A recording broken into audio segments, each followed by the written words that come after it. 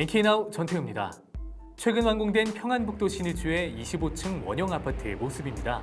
노동신문에 따르면 이 아파트는 과학자 및 교육자들을 위한 살림집이라고 하는데요.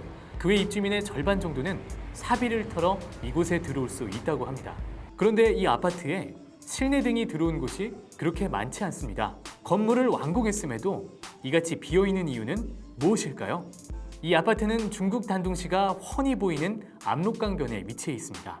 그렇다 보니 북한 당국은 다른 곳에 비해 통제와 감시를 매우 엄하게 하고 있다고 합니다.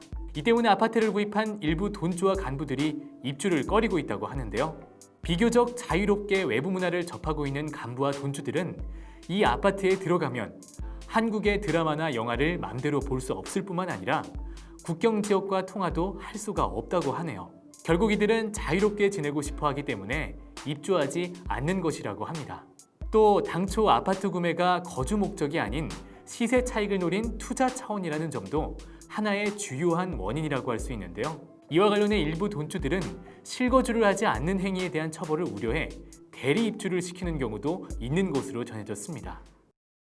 지난달 중순부터 계속된 장마로 북한 국경 지역에도 상당한 수해가 발생했습니다. 이 중 김영직군에서는 며칠간 연속으로 내린 비에 물이 불어나면서 어른 14명과 아이 2명 등이 떠내려가 사망하는 참극이 빚어지기도 했습니다. 이런 가운데 북중 국경 지역 일부 지역에서 피해 수습에 나서야 할 당과 행정기관의 간부들이 대충 현장을 둘러본 뒤 먹자판을 벌여 주민들의 공분을 사고 있는 것으로 전해졌습니다.